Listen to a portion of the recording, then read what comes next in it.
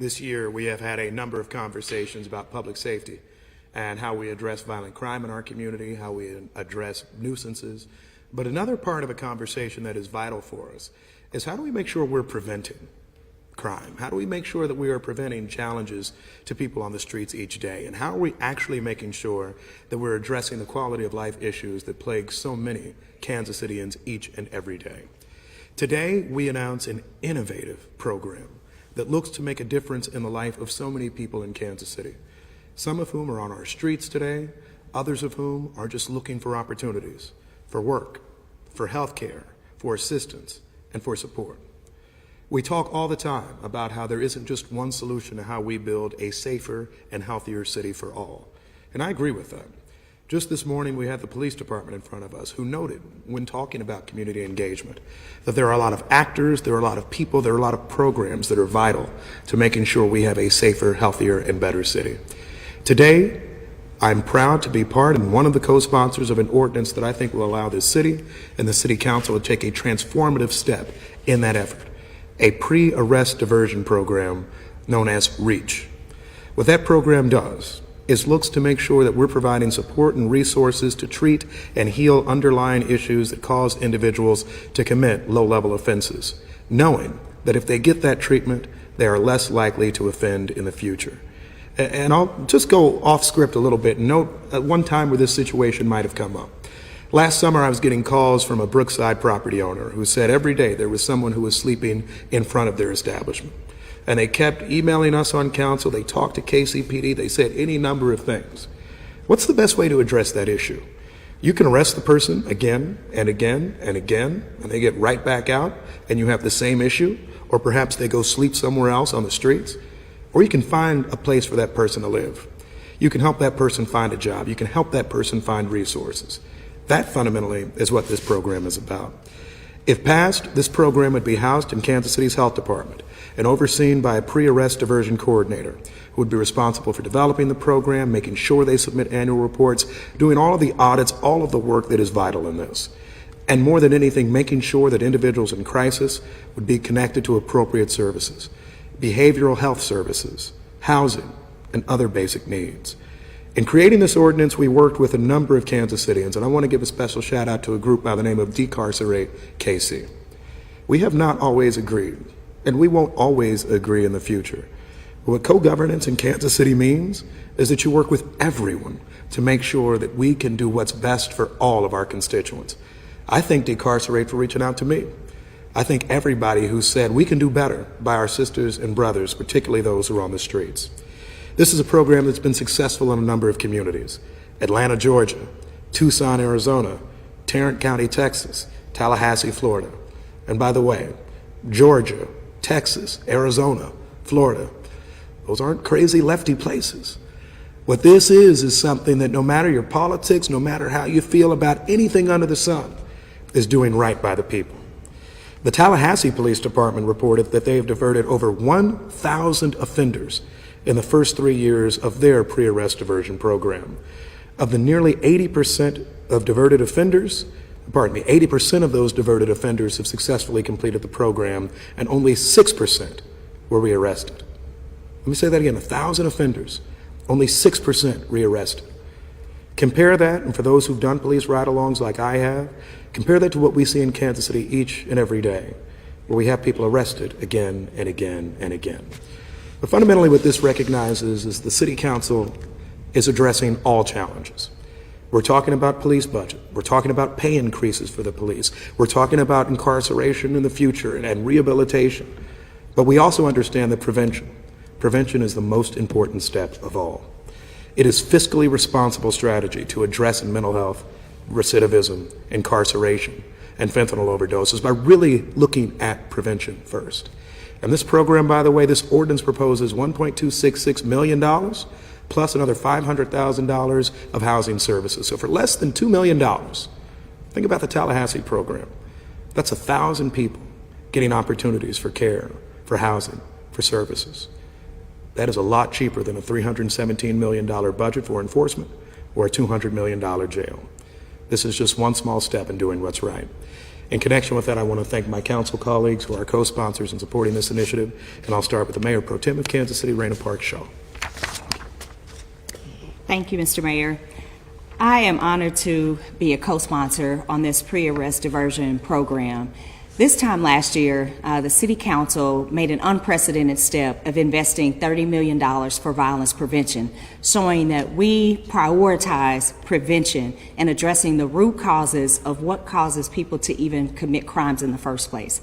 This is a second step that we are taking as a policy, creating a policy that will help address the root causes and issues that people have in our city. You also are aware of my work in the houseless prevention space and addressing those issues as well. And unfortunately, as the mayor provided a story, unfortunately, we see far too many stories like that where we know that many of our unhoused individuals actually sometimes commit crimes so that they can find a warm shelter, a warm bed, and 3 meals so that they can move their life forward in a way, because unfortunately they don't have the resources that they need. This program will allow them to be able to gain the resources and support that they need so that they no longer have to commit those crimes. It also will allow us to divert individuals from a jail. That has been a primary issue that has come up in this council and will continue to be an issue for years to come. But I am hopeful with the success that we've seen in other cities that this REACH program will truly make a positive impact to our residents and those who need it most. I want to thank Decarcerate KC, and also want to thank Councilman Jonathan Duncan for all of his work in putting this together. And I'll allow him to speak next. Thank you.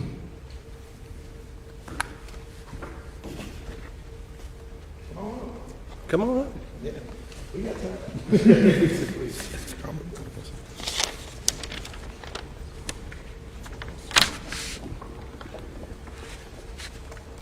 I want to thank you all for being here today.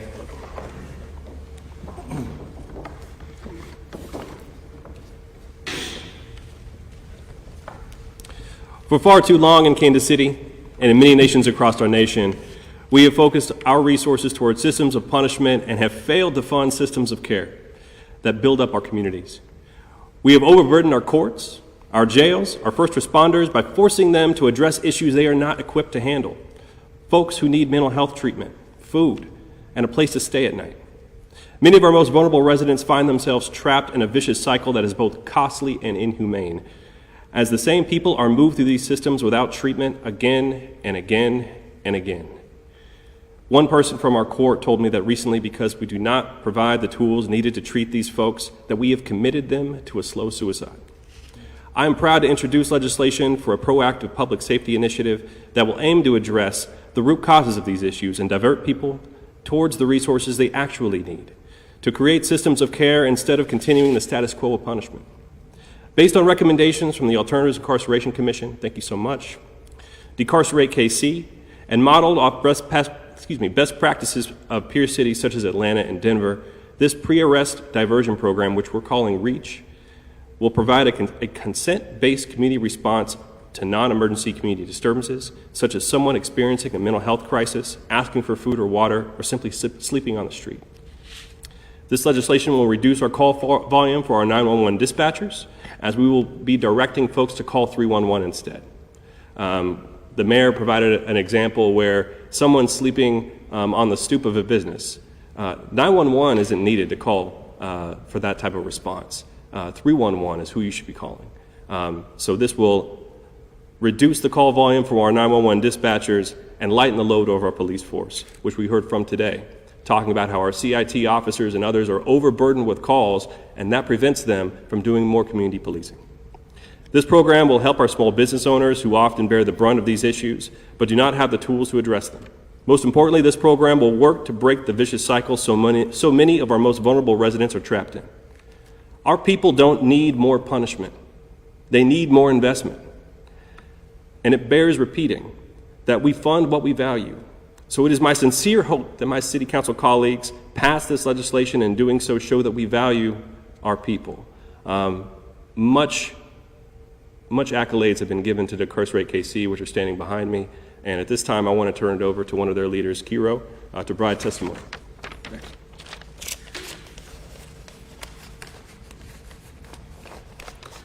My name is Kiro Lavelli. I go by he, him pronouns, and I'm a proud leader with Decarcerate KC. For over a month, I've been coming down here to meet with members of City Council and other city staff to discuss our vision for a new community response and pre-arrest diversion program. I grew up and live off of Prospect on 43rd Street. Every day I see needs in my community that go unmet. These needs often lead to a cycle of mental health crisis, housing instability, and incarceration. My cousin was recently in the city jail for a theft related to his mother being stranded. I know that if his needs were met sooner, he would not have been in a place where arrest and jail were considered the only option. Today, I want to tell you a little bit about our vision for REACH KC. REACH stands for Responding with Empathetic Alternatives and Community Health. This program will be the first of its kind in Kansas City and will create a community health response model with teams designated by the KC's Health Department in order to connect people with resources they need instead of sending them to jail. The REACH program will provide a hotline that connects people in need with housing, mental health care, and other essential services. We are proud to have worked on an ordinance that will create a REACH as a new program within the Kansas City Health Department. We have a vision. We know that we keep us safe. Thank you. Thank you. Any questions for anybody? Sir, would you mind spelling your name for us before you step away? K-E-R-O. Last name Lavelli, L-A-V-E-L-I. Thank you. What will the police role look like in this program? In this situation, I think there's always an expectation to work with the Kansas City Police Department, but really this is a separate program in many ways. This is saying that we will use our city resources, our nonprofit partners who are already doing a lot of the work, to help that person who is unhoused, for example, find a place to be and to go. And so while some cities have a co-responder model where you have officers that are responding with folks, we want to make sure that our first responders and officers have their opportunity to be giving response to the unfortunately high number of violent calls we have, other incidents, and where a lot of these calls, thousands each year, either have to wait a few hours to get some response or never really have the issue addressed long term. So we're looking to have folks, and this is what this ordinance is about, funding people who can go out, who can help people, who can assist them, and who can help that person who needs housing, that person who needs resources, address it. There will still be police responding to violent calls in Kansas City each and every day, and other calls. Every call that can go to the police can continue to go to the police. We're making sure that we have an alternative path for folks to call 311, particularly when they're seeing these ongoing, quality of life issues. And I'll give one example. In all of our neighborhoods probably, you may walk by or drive by somebody every day. When I stayed at 19th and Paseo, there was a man on the corner every day, lived there, dealt with any number of issues. And what did we do? We just kept going by too often. This allows somebody to call 311 and say, perhaps this is a person who needs some sort of quality of life assistance. That's what this is about, and this is something that we have seen work effectively in other cities around our country. You spoke a little bit about a budget, for this program. How many people does that translate to that would be actually, within the health department? If I remember correctly, and I'll spitball and he'll nudge me if I'm wrong on it, this should be, I believe, 8 to 10, 12. I was going to get there if I keep going 2 up. So 12 initial staffers in the health department, but I think the most important part of all, so the 12 staffers, by the way, include a coordinator for the program, which is going to be vital to how they stand this up. But another important part of this, which is part of the ordinance, but we look to expand it, is access to many of the services we're already funding. So Kansas City, for example, is an extensive conversation about low barrier shelter. How does somebody who's on the streets right now have somewhere to go? We look to have this program link a lot of these folks with it because, frankly, a lot of these folks now are ones who, if we can't find them shelter, as the councilman and mayor pro tem noted, this is somebody who's getting cited or arrested for trespass. This is somebody who is looking for food in some situations, some level of income that runs into any number of petty offenses or ordinance violations. And so for us, we think this investment of 12 people at the beginning is something that first will have an impact on hundreds, if not thousands, but it's also a program that we hope to have grow. If you look at cities like Atlanta, Tallahassee, as was mentioned before. You have dozens of staff. You're impacting thousands of people. And my hope is that, frankly, we don't see that many municipal offenses in the future. We don't see that much need for municipal incarceration because we're actually addressing the issues on the front end. Are the votes there to pass this, or is it something you're still working on? Look, this was just introduced today. What I've seen from the City Council is that this is a compassionate group. In recent weeks, we've stood up for language access, for immigrants, for housing, violence prevention, as the Mayor Pro Tem noted. This is the sort of thing that this council is all about. So I have every bit of confidence that this will pass, likely to be heard in committee 2 weeks from now, and then we look for passage the next day. Where would the Reach Center be located at? So that is something that we're directing the city manager to explore. First, of course, we're using 311. That exists here in City Hall. So we have one resource already. We do look to have a resource that's in the community. That's part of what we'll do. Make sure we're saving funds for the taxpayers. We'll first look at city-owned property in our community, but I would expect it to be an area that has a few important things. Access to good bus transportation, access to healthcare and other facilities. And so there are corridors of this city throughout Prospect, Troost Avenue, and others where we've been able to establish centers like this, and I think that might be where we start on some of our looking. All right? How much money is in the budget for this? So this proposal is $1.26 million to just stand up for staff and other operations. An additional $500,000 is anticipated to support low barrier housing and other resources almost immediately from passage. And that's not that much.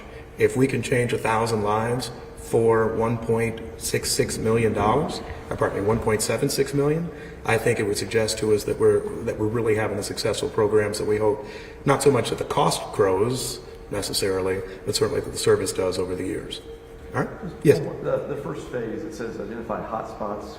You have an idea where those are in the city? Or just you guys touch on, I think. Yeah. So this will be a pilot program at its very beginning. We want to make sure that it's built up to scale at a good pace. The priority areas for support services will be the Prospect Avenue corridor, the greater downtown area plan. So that encompasses most of downtown, Crossroads, Riverfront area, and then working in alignment with the Kansas City Area Transportation Authority. I have seen, you have seen, we've all heard reports about any number of incidents on the buses. We want to make sure that we're giving that support so that, again, we address the quality of life issue so the person can ride the bus safely, getting the care that they need. So working with KCATA, downtown, and the Prospect Corridor where we look to start, but certainly I expect this in short order to be a program for the entire city. All right, thank you. Thank you, guys.